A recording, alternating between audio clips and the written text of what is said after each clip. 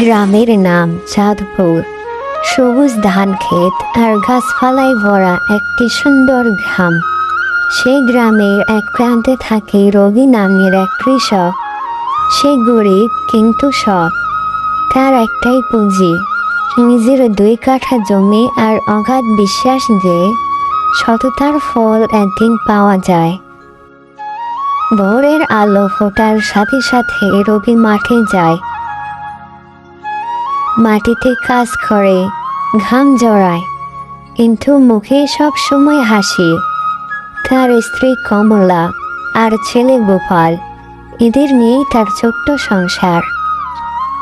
গোপাল একদিন বলে, বাবা, আমরা সব সময় এত কষ্ট করে তবুও গরিবে রইলাম কেন?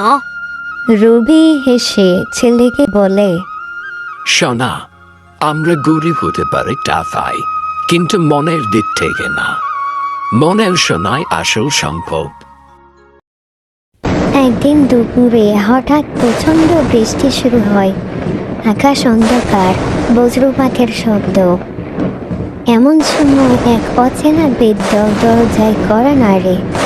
ভিজে কাঁপতে থাকা বৃদ্ধকে রবি ঘরে তুলে নেয়, শুকনো কাপড় দেয়, গরম ভাত খেতে দেয়। বৃদ্ধ মুচকি হেসে বলে, তুমি বড়ই দয়ালু মানুষ, আমি তোমাকে এর প্রতিদান দেব। রবি মাথা নেড়ে হেসে বলে, আমি প্রতিদান চাই না বাবা। একজন মানুষকে সাহায্য করতে পারলে সেটাই বড় প্রতিদান। পরদিন ভোরে বৃদ্ধ চলে যায়, কিন্তু দরজার পাশে রেখে যায় একটি ছোট্ট সোনালি বীজ। চিরকুটে লেখা ছিল, এই বীজ তোমার সততার পুরস্কার, মন থেকে লাগিও। রবি অবাক হলেও বীজটা মাটিতে পুঁতে দেয়। দিন যায়, সে পাও যায়, কিন্তু গাছ গজায় না। গ্রামের লোক আসতে শুরু করে, কিন্তু রবি আশা ছাড়ে না। প্রতিদিন সেই জায়গায় পানি দেয়, মাটি ঝাড়ে, প্রার্থনা করে।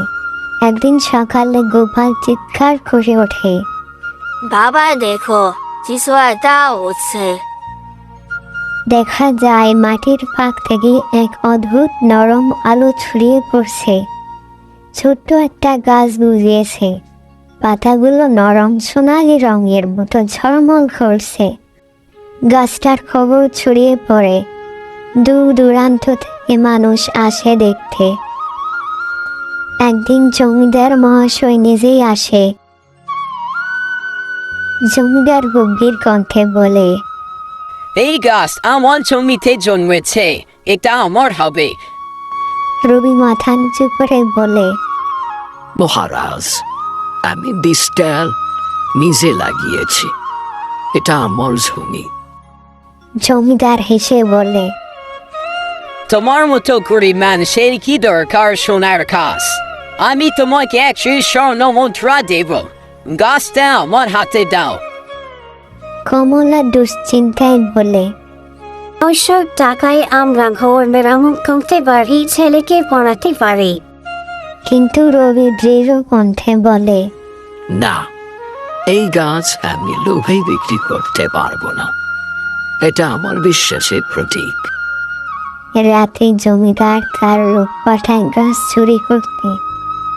তারা গাছ উপরে নিতে যায়, কিন্তু হঠাৎ ভয়ঙ্কর ঝড় শুরু হয়। বিদ্যুতের আলোয় দেখা যায় সেই গাছ থেকে নরম আলো বেরিয়ে চারপাশে ছড়িয়ে পড়েছে। লোকেরা ভয় পেয়ে পালিয়ে যায়। পরদিন সকালে রবি দেখে গাছটা আগের মতোই দাঁড়িয়ে আছে। ঠিক তখনই আকাশে এক আলোক রেখা দেখা যায়। আগের সেই বৃদ্ধ আবার আসে, এবার আলোকিত রূপে। সে বলে, রবি, তুমি লোভের মুখেও সততা রক্ষা করেছ, এই গাছ এবং তোমার আশীর্বাদ। রবি এখন অনেক বড় লোক। Thank you for watching. Please subscribe.